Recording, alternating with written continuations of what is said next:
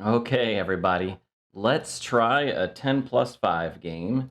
Um, this is gonna be, I've been using these 10 plus 5s just because they give me a little bit of extra time in order to confirm my move. I'm not always the fastest player in the world, but that's okay. Trying to get my setup. Hey, there we go. Now I can see you. Alrighty. Yeah, so I'm just doing the Queen's Pawn game. Now, Queen's Gambit. Push the 2 pawns all the way up. I'm giving my opponent a chance to steal this pawn for free. The idea being that I'm going to get it back later. Okay, so he is declining the gambit. That's perfectly fine. I'm still going to develop the way let's just go ahead and do a standard developing move. Eventually, we'll put this knight up here. I have actually started playing with the knight over here on d2 instead sometimes. It's just a change of things. The idea being that it adds another level of protection to this knight. When I push this guy up, I can freely develop my bishop. I can freely develop my queen. And I don't have to leave my queen sitting here guarding the knight. Yeah, we'll just push a pawn. And notice the 5-second increment has kind of given us back a little bit of time. Yeah, so that's the dark square bishop. We've cut him off. So that means that dark square bishop's not going to be sitting along this diagonal, which means I should be able to develop my bishop along that diagonal and take it for myself. I think. We'll try it anyway. Because otherwise, putting the knight here cuts off my own dark square bishop. So I do have to be a little, not concerned, but I do have to keep that in mind.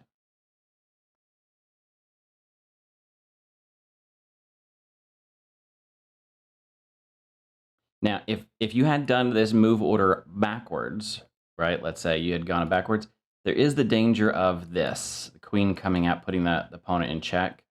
And if you block, let's say with a pawn, then I pick up the bishop. So it is something to consider. Okay, now what is this move?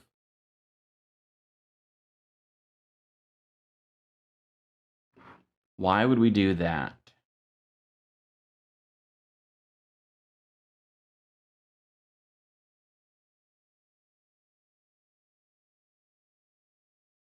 I guess maybe to keep me from coming here or here.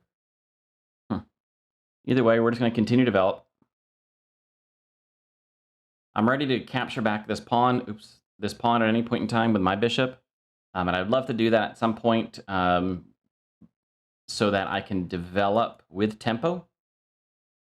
My opponent's looking to wait for me to develop first, one of these 2 squares, right? And then capture, and then I have to make another move. So that gives your opponent that if you're playing from the black, side of the table, that's kind of a nice little trick to keep in the back of your head if you see the Queen's Gambit. Hold off on capturing this pawn just to the last second. If white moves their bishop, then you capture, then they end up wasting a tempo. Meanwhile, you can continue and develop other pieces instead. At least that's the idea. Okay, so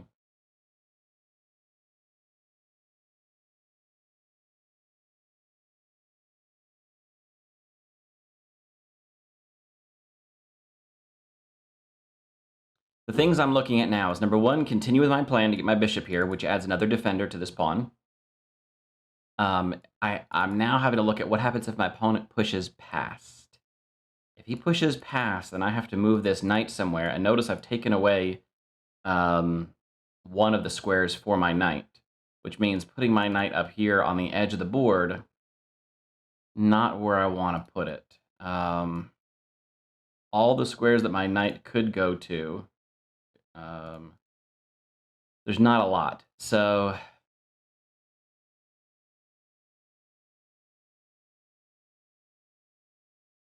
if I capture here, that does give me access to more squares. All right, let's do that. Let's go ahead and do a capture once. Oh. Of all the things I was expecting, that was not one of them.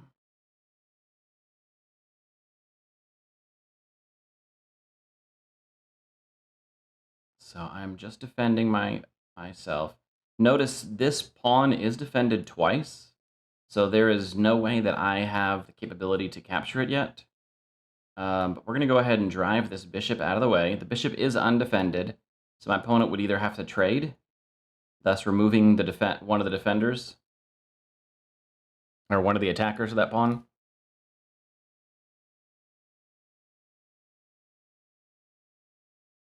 Or retreat, which gives me a second attacker on that pawn.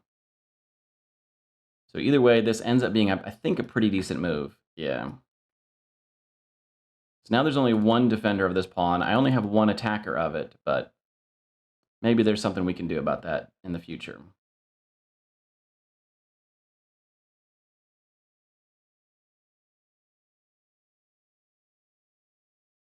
Yeah, that's what I was thinking. Was what happens if my opponent... Now, I could go this route. Now that that bishop's no longer there, there's no longer a pawn here. Capture, capture. Opponent pushes down. I have to capture this way. I'm not in love with this right now, actually. Not in love with this. I really would like to get castled here pretty soon.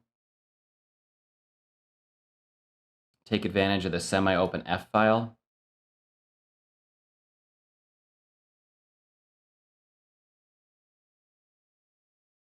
I would love to plant a rook right here.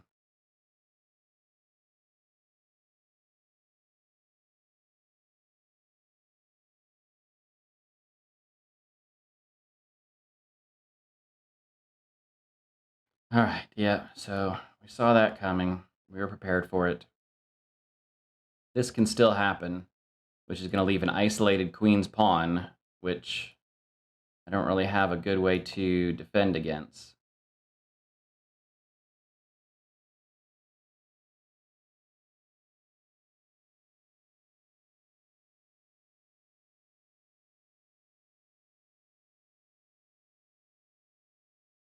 I'm just now slowly thinking if there is anything that I want to try to take advantage of, and no, I'm just going to castle.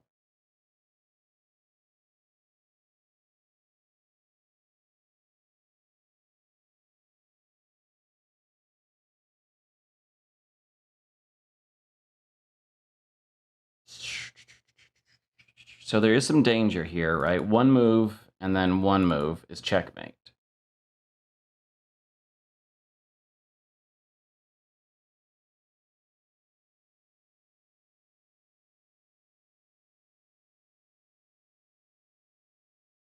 All right, I'm going to move my rook. This does a couple things. Number one, if my opponent were to execute this particular plan, I can squeeze my king, and that gives me just a little bit of an escape, a little bit of a breathing room. Now, doesn't mean I win the game. It just means I don't automatically lose. The other thing it does is I can now rotate my knight up and around, give myself a little bit more protection in front of my king. So my knight has some square, a move order that it could execute. And by going here, I'm just slowly double checking. I'm putting coverage along this pawn. But I think my opponent just dropped a piece. Hang on, guys. Let me think. Capture.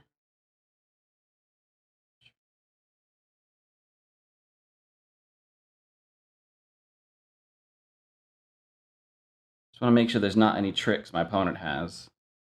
There is a an issue along this along this as I was saying.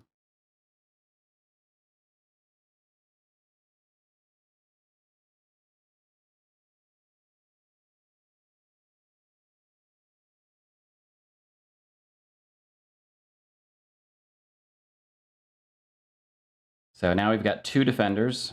Oops, 1, 2, and he's got two attackers. So I'm okay.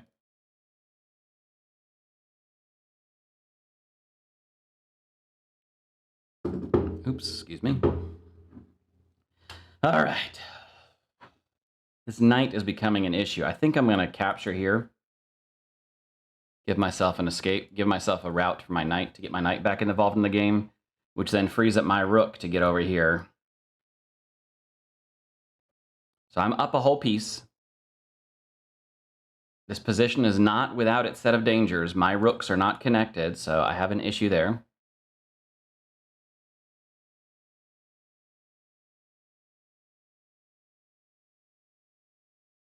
He's going to triple up here is what's going to happen. So let me do this. And then when I move my knight out of the way, in fact, my knight's going to come here with pressure on the queen.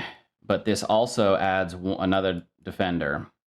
So I now have 3 defenders in that pawn, plus an attack on the queen. All right, what did he just take? Took a pawn. Okay, that's fine.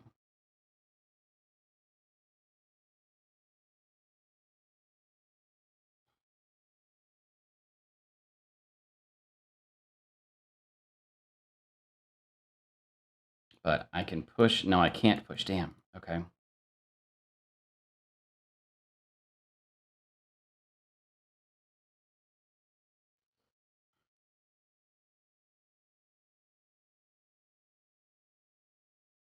That, all right, so that defends everything, but I still have to be careful.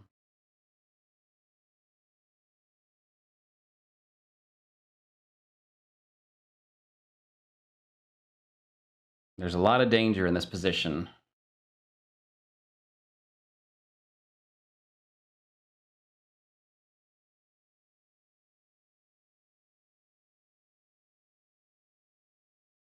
This queen, I would love to get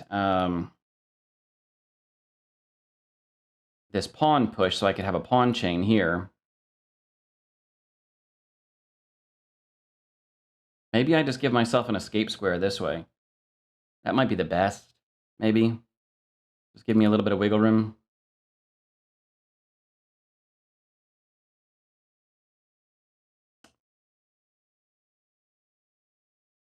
My queen is undefended as it stands, so I have to be careful there's not any...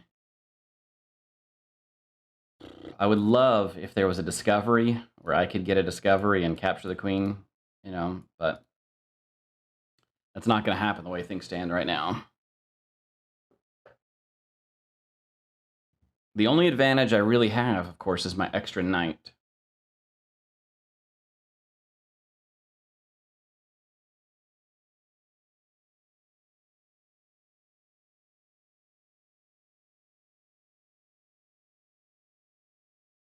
It might be time just to push the outside pawn all the way up, see how far we can get it. Maybe.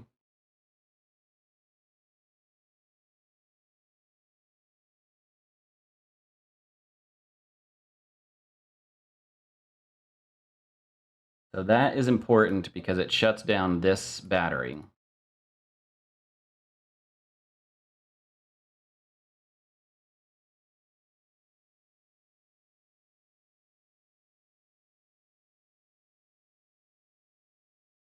I was again looking to see if I had a random check I could throw on my opponent. Capture. No, he just comes with the rook.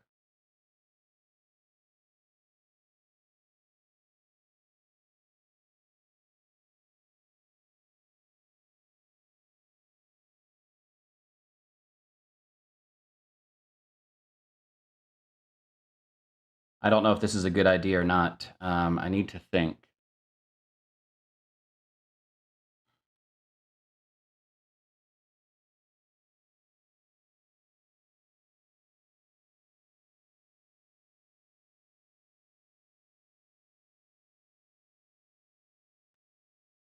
There's 2 attackers on this particular knight,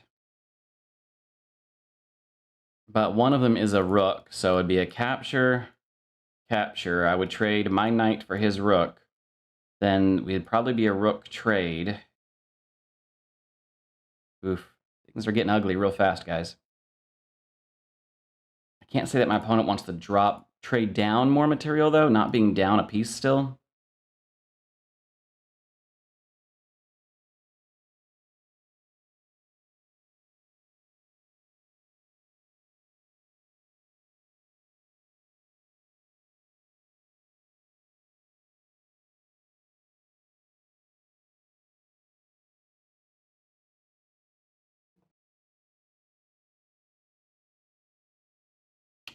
Okay, looking for this.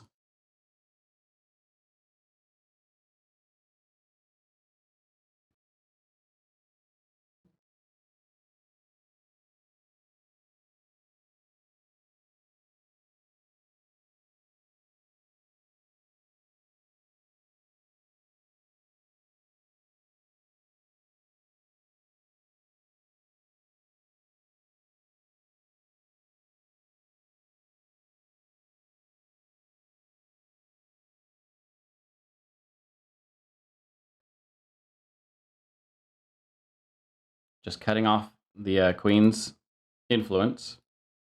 I was kind of hoping to be able to start gobbling up some pawns back here, but it looks like that's just not going to happen.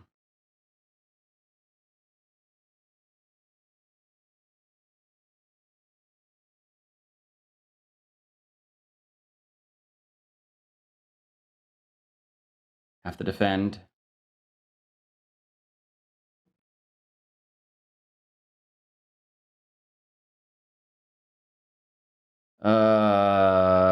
Defend this way, I think.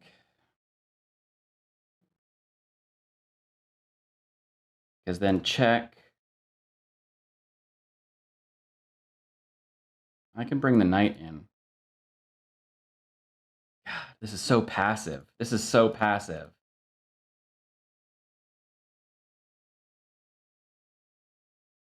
My opponent's the one down in material, but they're the one that's on the attack. I can't quite figure out a way to break through here.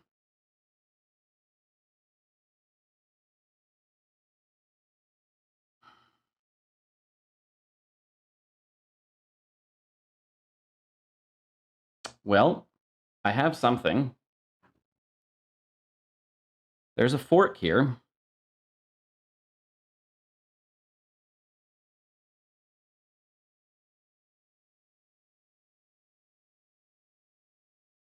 Captures, captures. There's still no threat of checkmate. Yeah, maybe. Okay. Well, this is still a fork.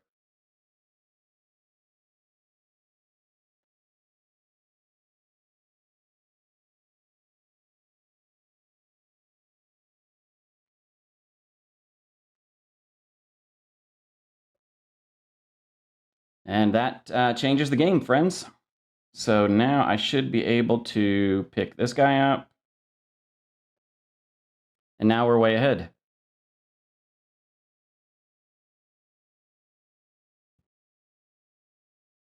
And now what that 5-second increment's going to do is it's going to allow me to, let's start with this. Throw a check in. Throw a check in.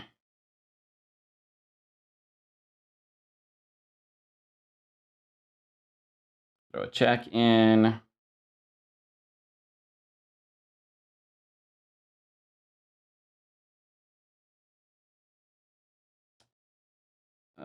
Let's go like this. We've got, now we can start getting the rest of our pieces free.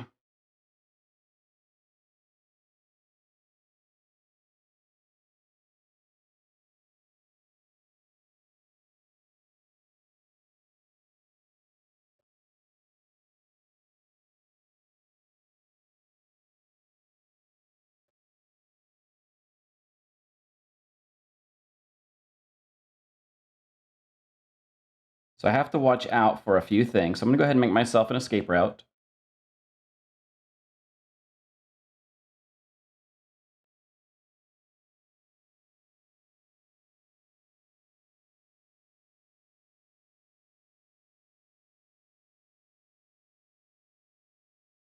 So now that this is defended,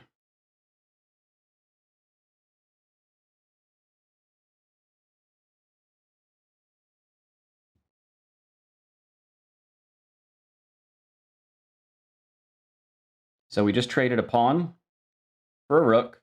That comes with check. And there we go. All righty. Good game, well played. All right, so there were some tricky moments in that game. I just want to take a quick peek through and just see how things went. Let me turn the analysis on just to see if there's anything out of the ordinary I missed. Standard developing. Yeah, knight to c3 is the more standard move. But I'm glad I've been trying this d2 move. It just gives me a little bit of extra protection, but it does mean that this knight has less available squares. So I do have to keep an eye on that. Yeah, it wants me to get my bishop developed so I can castle right away.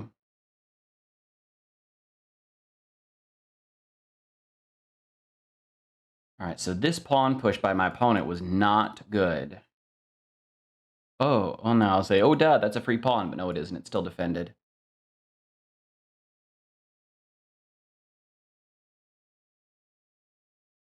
Yeah, it really wants me to capture there, though.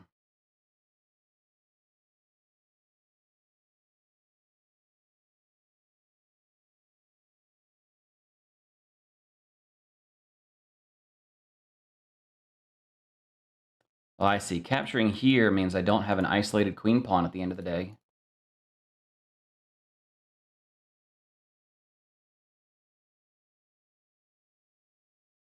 Oh, look at this, because if I had captured... Back up. If I had captured here, right? No, not that. That wouldn't work. I see. It's just capturing... No. Never mind. I was thinking that maybe at this point, it would only be this pawn here. There'd be nothing defending it, so I could sneak up and grab it with my knight. But no, that's not the case. Never mind. Ignore that. So we're about even at this position at this point in time. I did have at one point in time almost a 2-point advantage. Now I'm back down to even.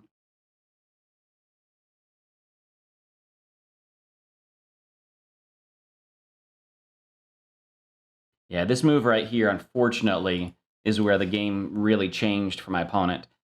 This is an undefended piece. There is nothing... Well, I'm sorry. It is a singly defended piece, but I have 2 attackers on it already. So, grab...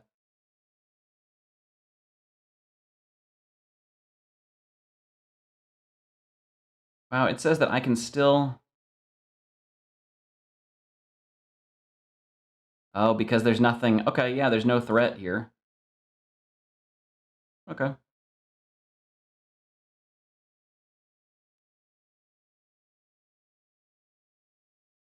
I was so concerned, but really there's not a threat there. I'm okay. But you can see, yeah, the evaluation has completely changed.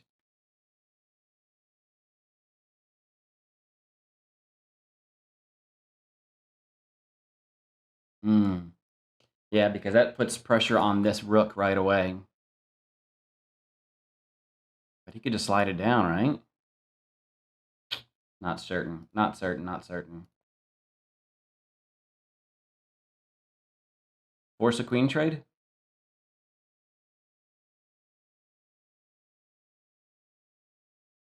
Yeah, force a queen trade. That would be good, because otherwise... It's interesting.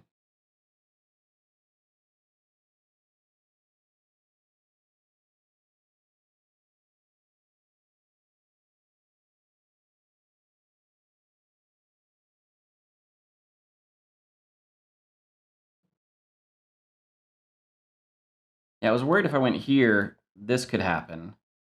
And then, let's say I block, and then he picks it up anyway. So that's what I was worried about, but this also works, because this threat no longer exists. And if he goes back, I can just go back, you know?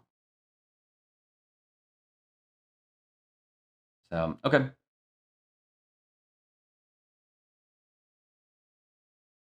But then, yeah, we have a fork situation, and now if these were reversed, right, if it was the queen on the bottom and the rook on top, that's a different story, because queen coming down, that is checkmate, because my king has nowhere to go. But in this case, it's just the rook, and that doesn't threaten anything right away. So yeah, by going after that pawn, if the best probably course of action would have been something like this. You're still down in material. You were down a piece earlier, and now you're down an exchange. So essentially, you're down a whole rook. But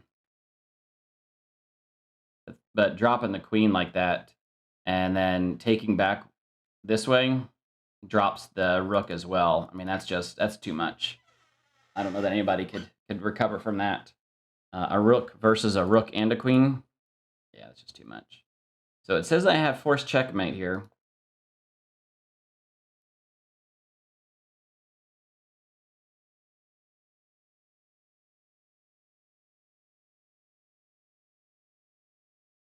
Hmm.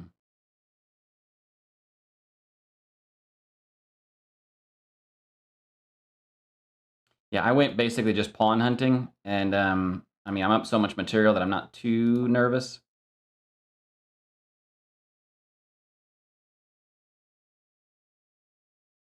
Yeah, at this point, my pawn is pinned, so I can't capture this pawn when it comes through, and pushing doesn't help me because, well, I guess it would help me with my queen there. But either way, my pawn is pinned, so I can't stop this pawn. Um, so I have to make myself an escape square.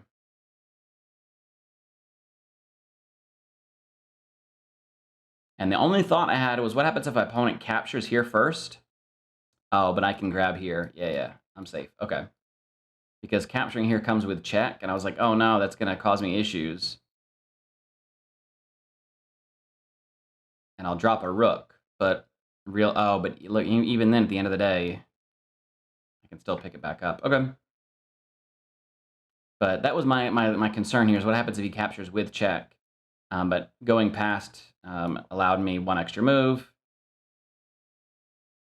And then, yeah, I have one defender on that square. And this is another thing we talked about, like I'm looking at the squares, not the pieces. So this particular square, I already have a defender on. My opponent does not have any attackers on that square. So this is this would be an undefended move, and I already have an attacker on it. So he has to get a defender on it, which gives me time to get another defender. So I've got two attackers in that square. He's only got one defender. He can't promote without losing material. He tries anyway. Unfortunately, it comes with check. At this point in time, we know how to checkmate someone with two long-range pieces like a rook and a queen, or two rooks.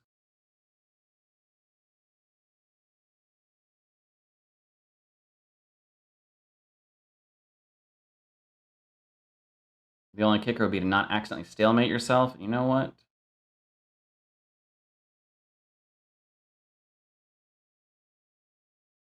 This does allow your opponent, I was going to say, it does allow your opponent to come on this side of the fence, but notice there's no stalemate because this pawn can move.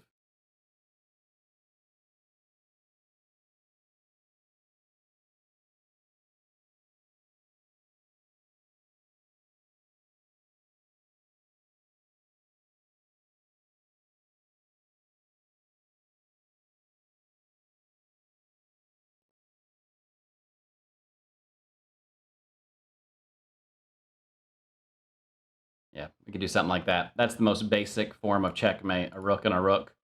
In this case, we could use the queen to do it too. So, all right, that was a fun game. I'm gonna throw this up on the old YouTubes, and yeah, Queen's Gambit declined, and we moved into a nice mid game, really balanced. Some interesting moves on both sides of the table, and then unfortunately, my opponent dropped a whole piece, and that just changed the game. My opponent had a very attacking position. Alekine's gun, right? The rook, and the queen all lined up. I don't know if it has to be in that order or reversed or whatever. But rook, queen, Alekine's gun. Lots of pressure down here on this. So we now have a defendered. We have it defendered. We have an extra defender. We're also coming with an attack on the opponent's queen. And because it's just a queen that's attacking, let's see, even if, well, let me back up one. If I made a dumb move, is that checkmate? No. Because capture, yeah,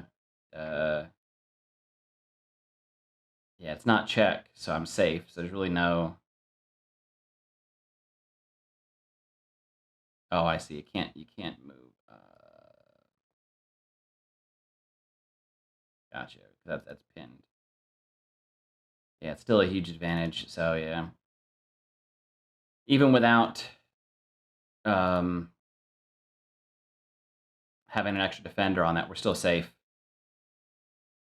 But moving the knight out of the way, blah, blah, blah.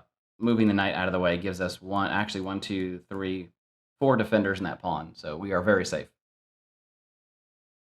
Alrighty, y'all. I am stalling because I don't know what else to say. This was a fun game. I enjoyed it, and I look forward to the next one. Bye, guys.